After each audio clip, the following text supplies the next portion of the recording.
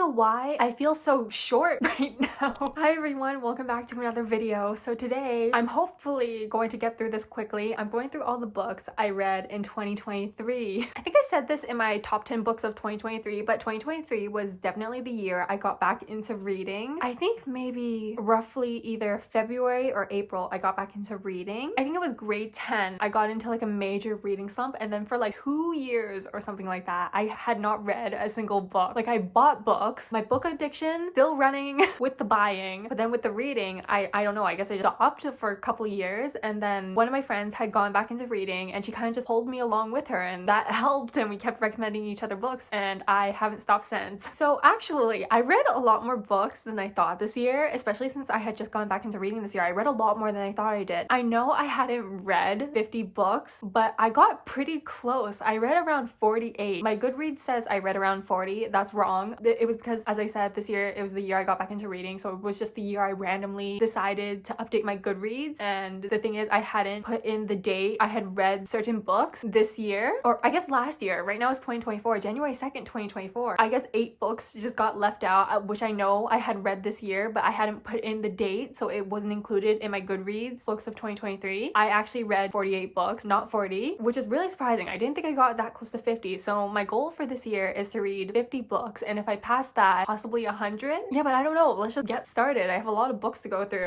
First up, we have the not sure when I read them, but I know I read them this year category. So I'm just gonna say the name of the book, the author, and then the rating I gave it. So I'm not really gonna say if you should read this book or not. I think it's pretty evident if you should read a 5 or 4 star book. Please do read those ones. If I say they're 5 or 4 stars, I hope you'll give them a try at least. And then the 3 stars, decide if you want to read them or not. Honestly, 3 stars for me are so strange. Like, it's either I like the book but I probably won't remember it later on, or I just thought the book was extremely average. Decide whether you want to read it or not. That's up to you. And then the 2 stars, I normally don't rate books 1 stars, which is why I'm not saying 2 stars and below. I'm just saying 2 stars, but 2 stars, I recommend you don't read them for your own sanity's sake. Don't read them. Okay, yeah, not sure when I read them, but I know I read them this year. First one on here that we have is Renegades, book 1 by Marissa Meyer. I give this a 5 out of 5. Dystopian sci-fi fantasy book. I guess you could say this includes superheroes. The Renegades, which are the superheroes, basically run the government. There's this main character named Nova who's trying to get revenge against the Renegades because of the thing they did against her in the past. So I'm really trying to explain these quickly because I have like almost 50 books to go through here. Really like Nova, really like the love interest, really like the romance in this book. Very slow burn, secret identity. The various superpowers in here were very interesting, and overall it's just a really great trilogy. Speaking of the rest of the trilogy, the next book, Arch Enemies, book 2 by Marissa Meyer, which I rated a 4.5 out of 5. The reason why it was 0.5 lower is because this one just stressed me out so much. My anxiety level was through the roof. Like, I swear to God, I could have exploded. That doesn't mean it was bad. Obviously 4.5 is still really good. It just stressed the heck out of me. I do want to say though, the identity is not revealed in the first book. Like, as I said, there's a secret identity trope in here. It's not revealed in the first book, which honestly made me so happy. So if you like the secret identity trope, I think you're really gonna like this trilogy. Okay, and then third book, Supernova, book 3, and last book in the Renegades trilogy by Marissa Meyer, which I gave a 4 out of 5. I don't know, I wasn't really satisfied with the ending. A lot of people said they were, but I just didn't agree, sadly. I just thought it wasn't the best ending. Or rather, I feel like because everything felt so complicated, but the ending made everything sound so easy when in reality it just wasn't, if that makes sense. So that's why I give it a 4 out of 5. Next one and last one we have in the not sure when I read them, but I know I read them this year category. We have A Tale of Magic, book 1 in this series. I believe it's a trilogy by Chris Colfer. Gave it a 4 out of 5. It is a middle grade book, so it was like, I don't know, I just feel like my mindset is too old now for middle grade books. Although there are some rare exceptions, not really rare exceptions. I do read middle grade books all the time, like Keeper of the Lost Cities, which is like right there, and then higher up I do sometimes reread The Land of Stories by Chris Colfer, the same author as this book. And then recently I started the Percy Jackson series. Great series, by the way. First 2 books, 5 out of 5. Please give it a try if you haven't read it yet. I do feel like A Tale of Magic, my mindset was just a bit too old for this one. Obviously it is targeted towards a younger audience. I'm 18. Middle grade books are, I believe, targeted towards 9 to 12 year olds. But yeah, 4 out of 5. Very fairy tale-esque like the rest of Chris Colfer's book. I believe this is attached to The Land of Stories, like some of the other side characters, like their past and stuff. Okay, now we're getting into the books where I know which month I actually read them. First one is Skyward by Brandon Sanderson, and it's the first book in the Skyward series. The first book I gave a 5 out of 5. It was great, so action-packed. You'll enjoy this if you love action. Like, I stressed myself out so much reading this book, but in like a good way. I looked forward to the action scene. I thought it was pretty realistic realistic, if that makes sense, because there was like, you know how characters have kind of like plot armor and so they just never die? People actually died in these books, and I know I shouldn't sound as happy about that as I sound about it, but it was honestly great to read. I don't know, I just had so much fun with this first book because it was the first time I had ever, I guess, read something like this, or like read something where I was looking forward to the action scene so much. So yeah, definitely a 5 out of 5. It's about this girl named Spencer who's like an outcast in this world, and that's kind of preventing her from becoming a pilot, but then one day she finds like this AI talking ship, and that sort of opens the gateway for her to become what she's always wanted to become her entire life. And humanity is pretty much almost extinct in this book. That's why they're kind of like secluded on this planet and they're forced to become pilots because it's constantly being attacked by aliens. Kind of sounds crazy, I know, but it's actually really good. So if you like sci-fi fantasy, please give this book a try because it was honestly so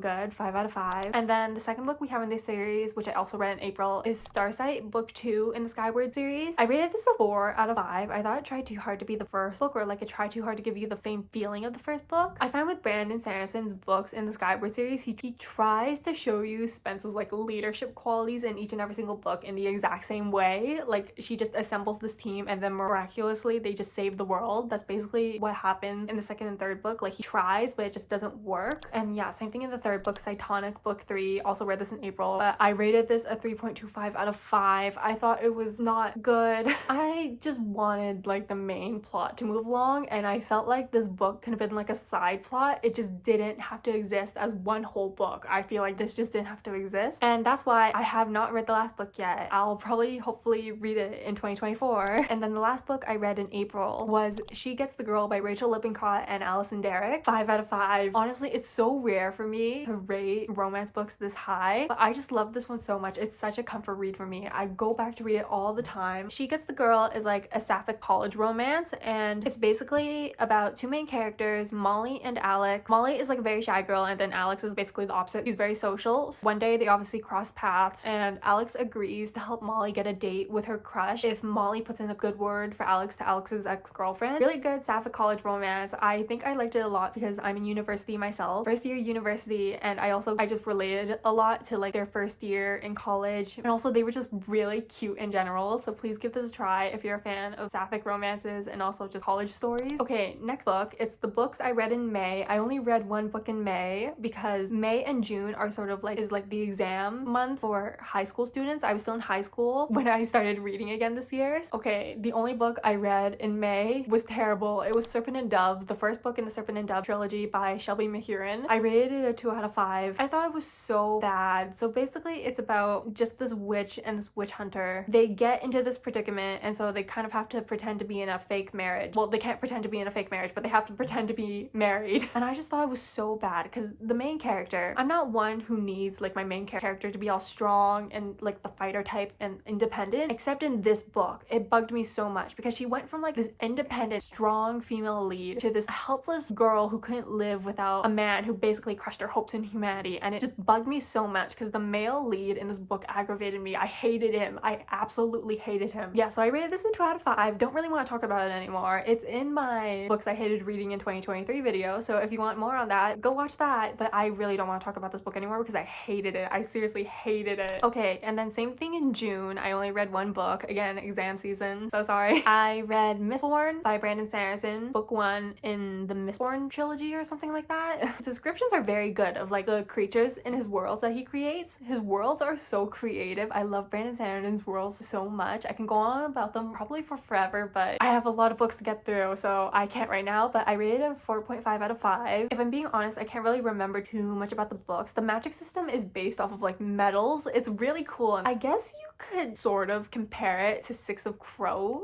maybe. It's like this team trying to pull off a heist, except they're trying to take down this evil king of the world. They're kind of just like a thieving group. I guess you could call them like a Robin Hood group sort of, but then one day they're hired to take down like this evil leader of the world. I'm so sorry, I can't remember anything. I'm so bad at explaining it right now. Yeah, but it was really good. 4.5 out of 5. Give the Mistborn trilogy a try. I've only read book 1. I'm hoping to read book 2 and book 3 this year, although it's been a while since I read the first book. Obviously I read it in June. That was like, what is that, 7-8 months ago? Next month in July I read 7 books. Not bad. Okay, definitely got back into reading after my exams were done, so that's good. That's good. First book in July that we have is Legendborn by Tracy Dion, book 1 in the Legendborn series. I believe there's gonna be 4 books to this series, but there's only 2 out right now. I rated this a 4.25 out of 5. I really liked it. It was like a a King Arthur and the Knights of the Round Table retelling. Loved the main character in this. She was great. I honestly loved reading from her perspective, Bree. Like, I was so attached to the characters, honestly. And actually, there's a love triangle in here that I don't hate. One of the main characters gives off like golden retriever vibes, and then the other one, my absolute favorite character in these books, he's like a super powerful magician in this world. He's like kind of emotionless, but at the same time, once you get to know him, he's not as emotionless as he seems, or rather he's not as harsh as he seems. Like, he seems really mean in the beginning. This might sound so weird, but I actually liked him in the beginning even when he was mean. Yeah, so one day Bree goes off to college, and at this one college party she starts seeing some weird stuff, like magic that no one else can see for some reason. Like, she has, I think there's like this sight for certain people who have magic and they're the only ones who can see it. She starts seeing monsters, and then she discovers that like there's this sort of magic history or whatever behind her family, and like she goes, finds out more about that world that she hasn't known about for like the past 18 years of her life. I think she's 18. Yeah, and then she just starts discovering all this crazy stuff about like King Arthur, the Knights of the Round Table, and like how that's incorporated into like the future. In July, we have The Serpent and the Wings of Night, book 1, the Crowns of Neoxia series by Carissa Broadbent. I rated this a 4.5 out of 5. I thought it was really good. Honestly, the ending was jaw-dropping for me. It gives off like Hunger Games vibes. There is like a tournament in this. If you're into the Hunger Games, I definitely recommend this. Honestly, the love story in this first book, great. I loved it so much. Okay, next book we have is Caravel, book 1 in the Caravel trilogy by Stephanie Garber. I rated this a 3 out of 5. I really didn't like this book. I thought it was way too fast-paced. The romance was really fast-paced. When I reached the end, I was just like, why did I read this book again? I know the reason why. The reason why I read this book was because I wanted to read, what was it called? Once Upon a Broken Heart by Stephanie Garber, because I heard that one was really good, and I heard Stephanie Garber's writing really improved in that book. But then when I read Caravel, I wanted to rip my hair out. Yeah, Caravel is basically set in this magical circus, and the circus is like a game where you just have to make it out of it alive, and if you win this game, then you get like this grand prize. And like the ringmaster legend, no one knows what he looks like, no one knows his actual age. He's like immortal or something, I guess. Yeah, I don't know, I was kind of just disappointed. I mean, I guess the world was okay, but it's just like, other than the world, like the whole story just went way too fast for my liking, and the love felt very insta-lovey, and that's like the one thing I hate in romance if it happens. And the main character sort of annoyed me, and Julian sort of annoyed me, which is the main love interest. So I don't know, this book was just really slow for me, even though it was very fast-paced. I just got through it so slowly, I feel like. Next book we have in July is Book Lovers by Emily Henry. This was actually my first Emily Henry book ever, and honestly I thought it was really enjoyable. I rated it a 4 out of 5. Again, very rare for me to rate romances like a 5 out of 5, so I feel like a 4 out of 5 is a pretty good rating. Although if I'm being honest, I can't really remember anything about this book right now. Yes, it's basically just about this girl who can never keep a boyfriend for very long, and then one day she just finds the right guy she clicks with. I don't know, then the obvious romance plot, some things don't work out, and then things in the end obviously work out. I don't know, romance books are so predictable. Next one, Legends and Lattes by Travis Baldry. I believe this is book 1 in a series, sort of. I think there's a novella that recently came out like in November. I rated this a 4 out of 5. Very cozy fantasy vibes. It's set in like a coffee shop owned by an orc, and then she just wants to settle down because she used to be an adventurer, and like she wants to open this coffee shop because she just really likes coffee. My favorite character, Thimble the Rat. Moving on. Okay, next one. Oh god, I really hated this one too. A Magic Steeped in Poison, book 1 in a duology, I think, by Judy I. Lynn. I rated it a 2 out of 5. Basically about this girl who has like a, I think either a sick father or a sick sister, and one of them are supposed to go off to like this tea making competition, but because one of them is sick, whoever one is supposed to be sent off, they couldn't go, so then she replaces them secretly because of the prize money, because the prize money will help them get the medicine they need or something. And this whole magic system is basically based off of tea, which I was really interested in. That's the reason why I wanted to read this book in the first place. This just drove me mad. It drove me insane. The romance was so insta-lovey, and I love my subplot romances in fantasy, so when it's ruined, the book is ruined for me. It was so insta-lovey, and it drove me insane. And then the tournament, there were so many interruptions, and then just every little thing kept getting described. I feel like 75%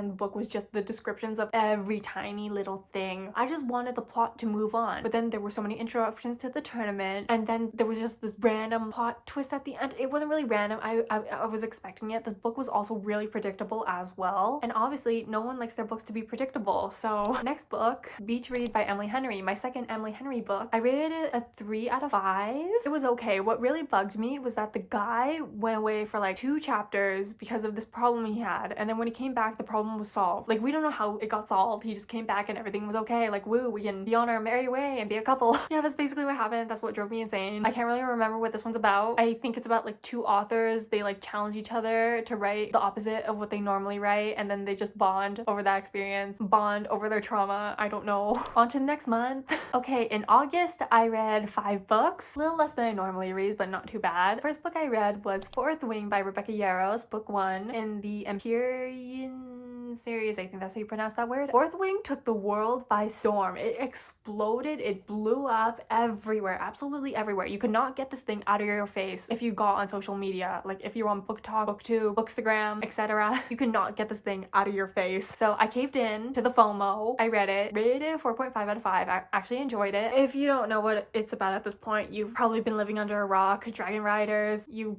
get the gist. The romance. The romance, unpopular opinion, wasn't a big fan of. Didn't feel the chemistry. The only reason I rated this a 4.5 out of 5 was because I liked the dragons. I want a telepathic relationship with my dragon. I know dragons don't exist. Okay, please don't call me crazy. This book, Aurora Rising, book 1 in the Aurora cycle by, oh, how do you pronounce this person's name? Ami Kaufman. I rated this a 3.25 out of 5. Can't really remember anything about this. It's like a sci-fi fantasy book. It was so slow for me. I didn't think it was bad. It was just there was this one relationship that came out of nowhere that you were not expecting whatsoever. And then where this one character died, I didn't really feel anything. I don't know. They were just this group of unexpected people that you never expect get together. And then they were just tasked in saving the world, going to different planets. That's really all I can remember and really all I can say without spoiling. Yeah, the romance in here was whack. I'm just gonna say that. Next book, The Ashes and the Star-Cursed King, Crowns of Naxia, book 2 by Chris Broadbent. I rated it a 4 out of 5. I didn't think it was as good as first book. Maybe because there wasn't the tournament aspect in here, and I guess I just didn't find it as enjoyable, but mostly because the romance drove me insane. I didn't like it in the second book. If you know what happens in the first book, you'll probably know why. It just drove me insane in this one. Okay, that's all I'm gonna say. I can't really say much, otherwise I'm probably gonna spoil, but it drove me absolutely insane. Well, obviously I didn't think it was bad. I still rated it a 4 out of 5, but it was just the romance that drove me crazy, and I keep saying that. I'm probably getting annoying. I'll move on.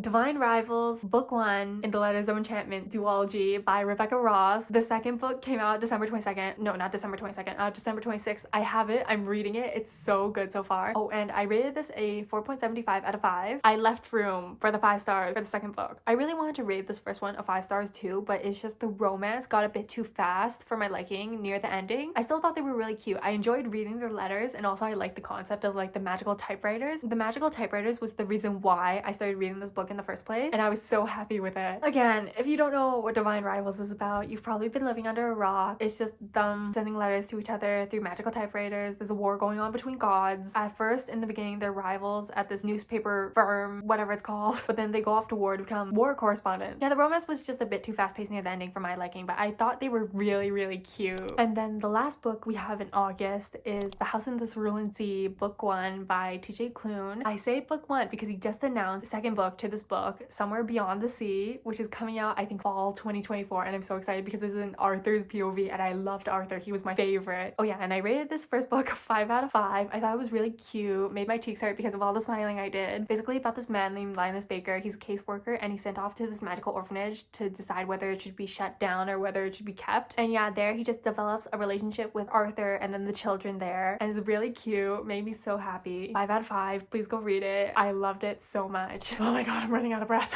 September, we have 6 books. First one, Half a Soul, book 1 in the Regency Fairy Tale series by Olivia Atwater. I rated it a 4 out of 5. Honestly, I would have rated it higher if the ending hadn't been so crazy. The romance in this made me so happy. I still go back to read scenes in this book all the time. Honestly, it's probably one of my favorite books I've read this year. It is considered fantasy, but I do think it's considered more on the romance side. It's just in a magical setting. It's basically about this girl who lost half of her soul, which basically means she lost most of her emotions. Yeah, and then one day she just meets this powerful magician who falls madly in love with her, and it's so cute. Very fairy tale-esque. I want a fairy tale romance like they're so badly. Please go read this. It's so good in my opinion. Okay, next one. This Is How You Lose the Time Warp by, again, I'm so sorry if I pronounced this name wrong, Amal El Motar and Max Gladstone. 5 out of 5. This might be unexpected for some people, but I really love this. I just thought the lyrical writing was so unique. It had been the first time I had read something like this, which is why I probably liked it so much. Rated a 5 out of 5. It's a sapphic time traveling romance, and there's letters in here. There's so many letters, and I love reading each and every single one of them because you can see eventually finally they start flirting with each other and it made me so happy. Next book, The Bodyguard by Catherine Center. I rated it 4 out of 5. Again, pretty good for a romance book in my opinion. Actually, the girl in this is the bodyguard, which not too many books are like this, so it was a very pleasant surprise because normally I don't read the blurbs on the back of books because I don't like spoiling myself. There is a fake dating trope in here. It was just my first Catherine Center book and I was really happy with it. There's no spice in this book, which is very surprising for an adult romance book. So if you don't like spice in your romance books, read this one because Catherine Center I don't think writes any spice in her books. And honestly, I prefer that. I know a lot of people might find that really weird, but I honestly prefer that because I like couples before they get together. I like the slow burn. I so like the slow burn and it's so bad how much I like it. Okay, next book, Shadow of the Fox, book 1 in Shadow of the Fox Trilogy by Julie Kagawa. I rated it 3.25 out of 5.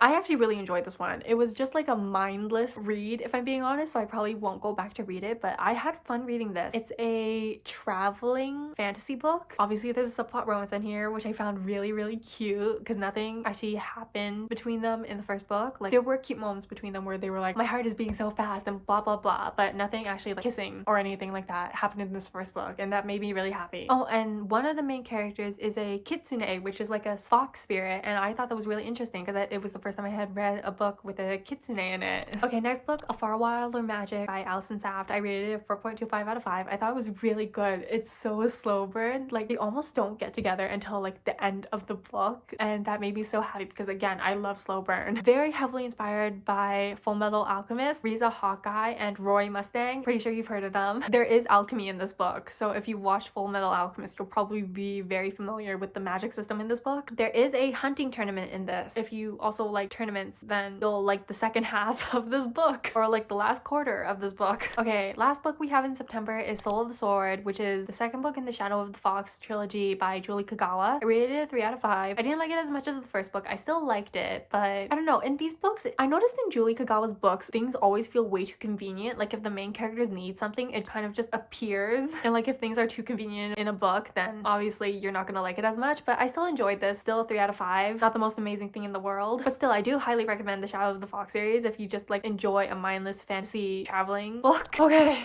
we are coming down to the last 3 months.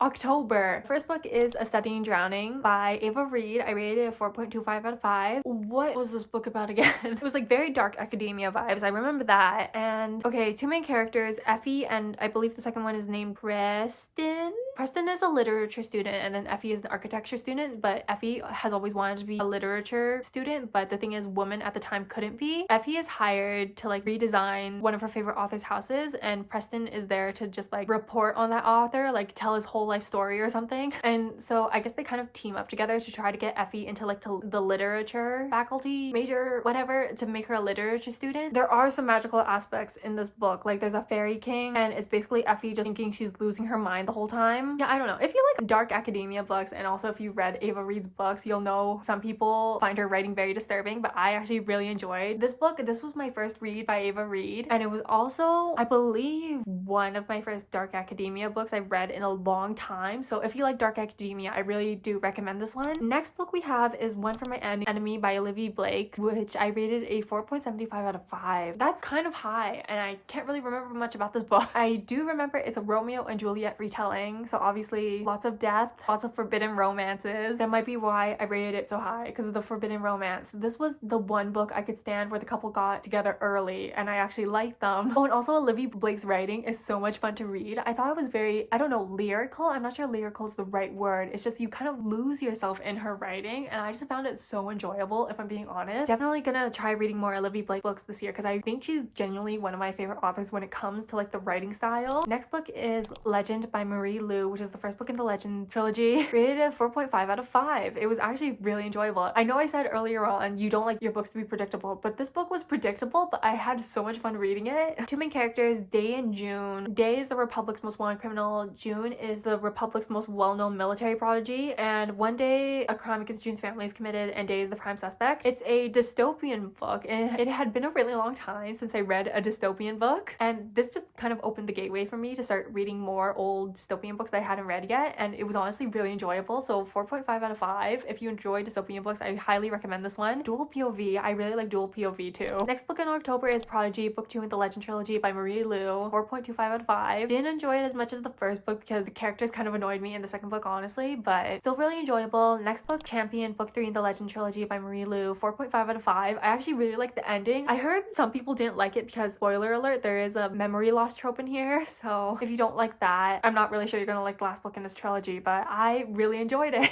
I don't know, it just made me sad but really happy for some reason. I feel like that's always the case with memory loss tropes. They just make you sad but also really happy. And then next book we have is A River Enchanted, book 1 in this duology by Rebecca Ross. I rated it 4 out of 5. Why did I rate this a 4 out of 5? I can't really remember what this is about. I think it's this guy going back to his home, which is like on an island because girls are going missing, and they think it's like these elemental spirits that are stealing these girls away, and only people who know how to play the harp or music or something can summon these spirits, so that's why they ask him to come back. It might have been the romance in this book that made me rate it a 4 out of 5, and I mean that's what made me lower it to a 4 out of 5. I think it just might have went a bit too fast near the end. I don't know, I actually can't remember anything about this. Maybe I'll have to read the second book soon because it was October that I read this, and I feel like I remembered a lot more about the books I read months ago. Okay, and then the last book we have in October is The Raven Boys by Maggie Stiefvater, book 1 in the Raven Cycle, 5 out of 5. So good. About 5 teenagers who are looking for a Welsh king, also known as the Raven King. I love the characters. I'm a very character-driven reader. I found out this year, and I love all of them. It seriously feels like you're taken to another world in these books, and once you finish them, it feels like the end of such a long journey, and the subplot romance in these books, perfection. It just hit different, honestly, compared to like other slow burn romances, and I loved it so much. Speaking of the rest of the series in the Raven Cycle, in November, the first book I read was The Dream Thieves, which is book 2 in the Raven Cycle by Maggie Stiefvater. Again, 5 out of 5. So good. Things start to get more chaotic, not as chaotic as the third book, Blue Lily, Lily Blue, which I also read in November, book 3 in the Raven Cycle by Maggie Stiefvater, 5 out of 5. Chaos, absolute chaos, and the romance was romancing. I loved it so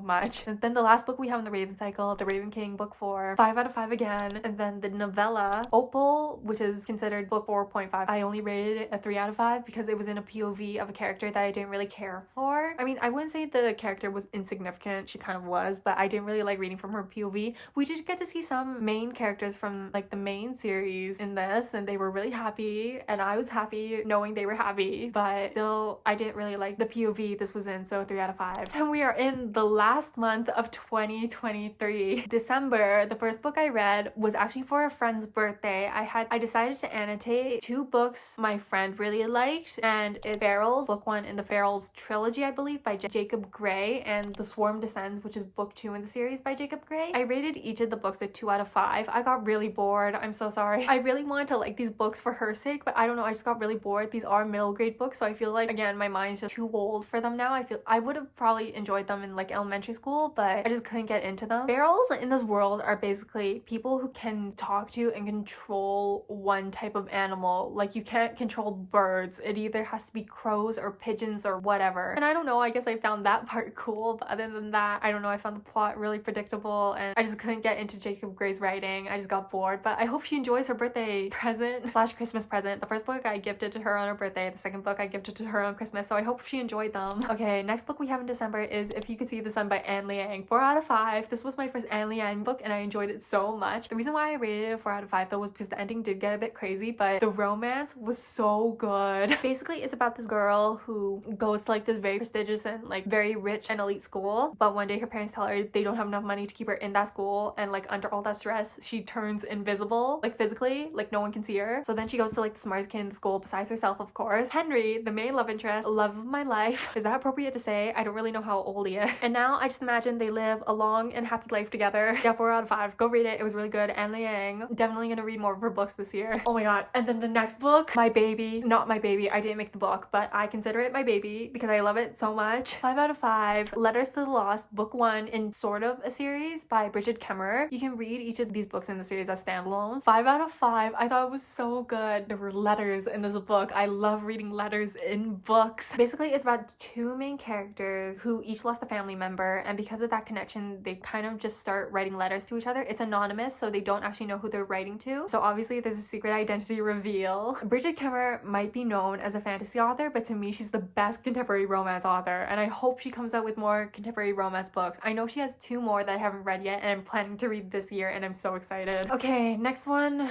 Better Than the Movies by Lynn Painter, and I'm so scared to say this, but I rated it a 3 out of 5. I didn't like it. I found the characters characters so annoying.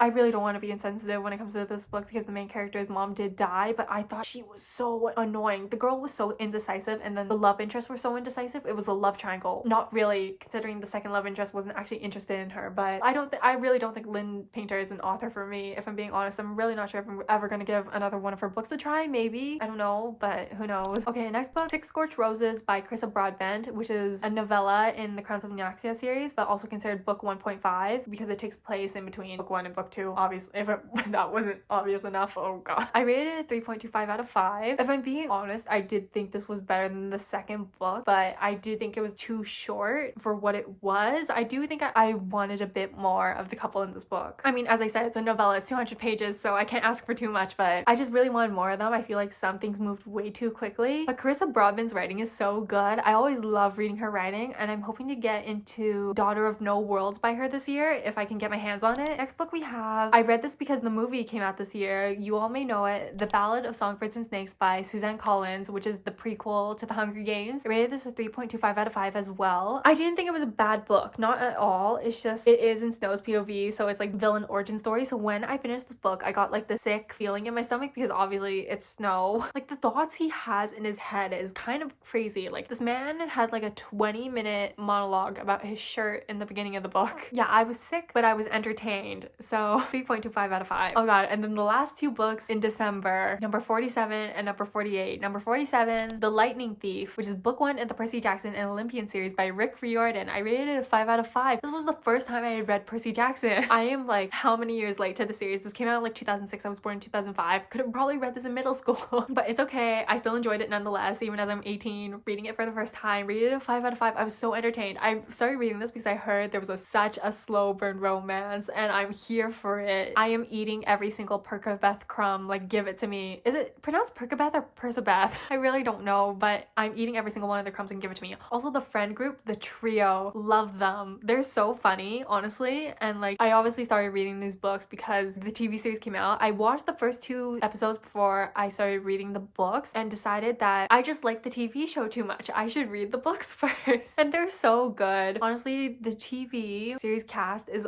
perfect in my opinion, and the books are just as great. So go read Percy Jackson. It's not too late, even if you're 18 or older. And then the last book, obviously book 2 in the Percy Jackson and the Olympian series, The Sea of Monsters by Rick Riordan, also rated a 5 out of 5. The Perkabeth crumbs in this book, love them. Especially that scene where they fell off the boat, you know, in the water, in the bubble. Heartbreaking, but so great. And yeah, that's all the books I read in 2023. 48 books in total. Still find that really crazy that I managed to read that many. Yeah, and wish me luck for completing my Goodreads goal this year. 50 books. Once again, Happy New Year, and I wish you all luck in your reading goals. Wish you all a very good reading year, and I don't know, leave down in the comments what book you're looking forward to reading the most this year and what's your reading goal for 2024. And I'm gonna end the video off here. I hope you guys enjoyed, and I hope to see you in the next one. Bye!